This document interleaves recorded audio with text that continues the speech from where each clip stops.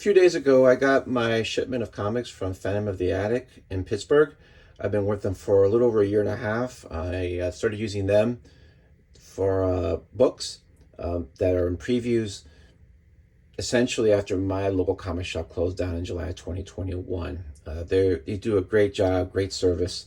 Uh, Jeff, Jim, Bruce, and I forget the fourth person, and I apologize to him. They all do a great job.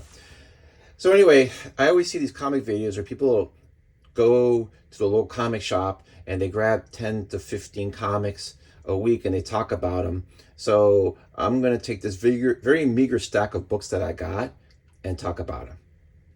So I'm going to say I don't get a lot of books per month. And I've seen a lot of comics review YouTube channels. And you have these people that are lucky enough to have a local comic shop that are great, they're happy with, they're close by, and they buy like 10 to 15 comics a week, and then they spend most of the time complaining about them. And I was in that space for when I was younger, but after you get to a certain age, and especially if you have like kids, you're just better off spending your money on books you really like instead of just buying the same old crap every month hoping it gets better because you have to complete it because you bought issues 1 and 2, so you have to know how all 6 issues go. You don't. Jim Rugg did this thing one time talking about he did a talk one time about being being an incompletist, and he's right. If you're reading a storyline or reading a comic and you don't dig it, you don't have to finish it. Just drop it and find something else you like. And this is why my stack is low. I find most monthly comics, not only Marvel and DC, but from Boom, IDW. There's some exceptions, but I find a lot of them really generic and kind of uninteresting. Maybe I'm just a cranky old man because I've been reading comics since 1974. But I don't find a lot of interesting stuff from those spaces. Most of the stuff I find interesting is self-published, small press, even though once in a while Marvel and DC, I think, will luck into something great. So, Phantom of the Attic dropped off this Marvel 2023 calendar. I know this is advertising. The only thing of real note that I noticed here that got me interested was the Planet of the Apes is coming out in April, and the team is written by David Walker and art by Dave Wachter. Now, Boom used to have the license to this, and Marvel acquired it, I think, when they bought Fox. And I've not read much of David F. Walker. I know David F. Walker is highly regarded. He has a strong following. He's supposed to be a good writer. Now, Dave Wachter's art, I fell in love with it in Teenage Mutant Ninja Turtles. He also did issue 5 of Godzilla in Hell. He is a great artist. So I've always liked this franchise when I was a kid. I like the modern reboot films as well. But I've always thought that this was an interesting kind of universe to explore. So I'm looking forward to getting this. I'm going to have this pulled so I can go ahead and start reading it. I'll try out the first 1 or 2 arcs and see how it goes, and hopefully, as long as they keep it interesting, I'll buy it. And the rest of it is just Marvel stuff. I sold these comics, this comic especially, but I sold these first issues, first prints during the pandemic speculator market. These were not great comics. They were not drawn particularly well. The storylines weren't interesting. The writing was no offense to anyone. So I sold them for good money, and I have no regrets. And Cho is a guy like Steve Rue. They're the two guys that can do this like early 1960s style, but make it look fresh. Always a pleasure seeing this kind of art. No. Oh, Howard the Duck. Weird side note. I didn't know this, but my son Christopher, he told me that Disney actually sued Marvel back in the 70s because they said that Howard the Duck was too much of a ripoff of Donald Duck. So to kind of like, the agreement was that Howard the Duck would wear pants. But now that Disney owns Marvel, now you're seeing him without his pants because, hey, that's the way he was meant to be. And also having Red Sonja here too. Ms. Marvel, always liked that character. And they're still getting money out of that Hickman run. I guess this is a good run because they're still promoting it and people still talk fondly about it. I held off because I didn't know how long Hitman was going to stay on, and he stayed on a lot less time than he was supposed to. And I'm not going to pick this up. That's it. Now, for the few titles that I do buy, I get Nightwing pulled every month. Tom Taylor and Bruno Redondo have breathed new life into this character. He's been kind of mistreated, maligned, especially during the Dan DiDio run. And Bruno Redondo is just a really good artist. Just great layouts, fun covers. Just the coloring, the colorist who's Aliano Lucas does a great job on colors. This is just a really fun book. Yeah, it's superheroes. It's not Watchmen. It's not supposed to be anything super serious, but it's a good, entertaining story. Tom Taylor never makes a bad comic. And it seems like DC is now trying to actually elevate Nightwing as somebody relevant in the DC universe, which is smart because Nightwing is a fan favorite character. You know, Dan DiDio would take fan favorite characters like Nightwing and Wally West and take a giant dump on them. And I think just because he felt like he could, because he hated those characters and he admitted to hating them. But this is a good book. If you're going to get any DC book on a monthly basis, this is the book. And also, includes this as a 2022 annual. Now, the annual actually ties up a ongoing subplot in the regular Nightwing stories. So this is that rare case where they're making the annual actually relevant to the ongoing story and not just a inventory story as a cash grab. Again, if you're going to read one DC comic, read this. This is good. I've enjoyed it. I've mentioned to people, they've picked it up because I've told them it's good, and they've been happy with it too. Now, the only other monthly book I get is Miracle Man: The Silver Age. Now, these were actually the first two issues of the Silver Age, were the first two issues of Miracle Man I ever read. I saw them in the store back in the early 90s. They had those beautiful kind of painted Barry Windsor Smith covers. Just gorgeous. And you know, I never finished the rest of the story. I read all the previous stories that came up, you know, that started from issue 1 all the way through the Golden Age.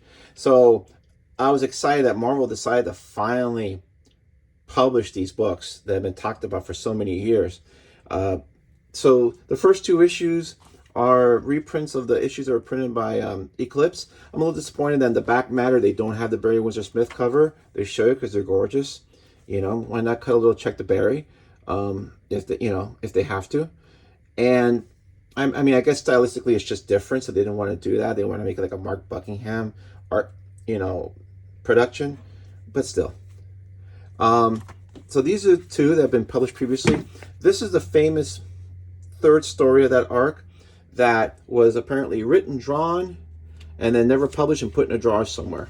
So what Mark Buckingham is doing, he's going back, and actually if you go in the back issues of all these comics, there's some of the original art, and then he's gone back and he's redrawn them to be more in the style that he's drawing now and to be consistent from issue to issue. So I've read the first two issues of this. I'm reading this now. This is good. It's great reading Neil Gaiman doing something that's like a superhero take, because he adds so much more, and he's just a great writer. So I'll read this as long as it's good, and it's probably going to stay good because you got a great team on it. I know that they're going to incorporate Miracle Man into the rest of the Marvel Universe. I really don't care about that. I'll just read these stories. Now, from Phantom of the Attic, I also buy trades or graphic novels. This is Volume 7 of Fists of the North Star. Now, I got the first one only because I kept hearing for years about how great this anime was. I've never seen the anime, but I tend to want to read the source material before I watch the anime. And I didn't think I was going to like it this much, but I really like this story. I've have all the previous 6 volumes. I always enjoy it. You would think it'd be like a one-trick pony, like very much one-note type of, not one-note, any type of manga, but just same note, like over and over, be simple by the numbers. But it's fun, it's interesting, and they're expanding the universe, and I like it. It's Mad Max meets manga. I enjoy this, and don't know if it's a guilty pleasure or whatever, but I dig it. It's really good. Now, last, what I got from Phantom of the Attic, and this was recommended by my friend Colin, who had the Loading the Cannon YouTube channel. I think he's rebranding under a different name. And so this is the book Vuz by Philippe Drouillet. Now, Philippe Drouillet is someone who I've heard about. I'm not a big heavy metal aficionado, so I know Mobius, and I know some of the guys, Richard Corbin, but I'm not really that exposed to Drouillet's art. And this was published by Titan Books in October, I believe. It's a really lovely book. This is the size and dimensions and quality of that Arzac Mobius, the Mobius Arzac book that I bought in Paris. The only difference is that it's more pages, but the pages here are a little thinner and they're slick, where the pages in the Arzac book that I got in Paris, they're not slick paper and they're a little thicker, but it's less pages. So it's a good trade-off. Anyway, what's interesting, there's a preface by Drouillet where he talks about people wondering, always questioning, like, was Vuz the first wordless science fiction comic, or was Arzac the first one? And here he says, actually, someone showed him there was one before that. I mean, technically Vuz was printed before Arzac, but he said none of them were the first. So instead of being in black and white, it's in this dark blue, and I don't even know what color blue. I wish somebody knows the color of shade of blue this is. I'd like to know. It's like this dark blue, but it's not navy, but it's not midnight blue. It's got a little gray in it, but it's just perfect because, I mean, it could be in black and white, but it just seems to add, if you're going to just do two color, white and another color, this blue just seems to add another, like another more life to it. And it's just a really well drawn book. I mean, this guy's blowing my mind. I know that people familiar with this art are like probably rolling their eyes wondering if I'm serious, but you know, you just can't read everything all the time. But this is a great book. I'm really going to enjoy sinking my teeth into this one. Lots of pages. This came out in October, as I said, and I think the price is $29.99. You can get it at bookstores, but you're better off getting it at a local comic shop if they're hip enough to carry it or order it. But again, I love this deep blue, and the printing here is really good. The colors are just, this color is just great, and it's consistent, and really dig it. I think this is going to be very cool. And then here in the back, just so you know, there's some origin development, and these are full color covers and treatments. And these colors just blow my mind. I mean, I kind of miss these 70s style colorings, use of color. You don't see this anymore, I guess because technology and just taste. It's just gorgeous. It's really, really amazing. I almost wish the entire book would be color, but this is just great. And seeing in this large size, because this is your traditional comic book, and this is the book. And that's it. So like I said, you can get it from Titan. They talk about the other books of Drouillet that they've published so far. It's a great book. So that's really it. Nothing much too exciting. I don't get a lot of comics. If it's good, I'll keep buying it. I do pick up a miniseries now and then, but it seems like a lot of publishers are pulling back and not offering a lot of interesting stuff. They seem to be like being very safe, I guess, maybe because of financial concerns or whatever. But I think you kind of have to keep making interesting stuff, because as people have fewer dollars to spend, you really got to go out and grab them.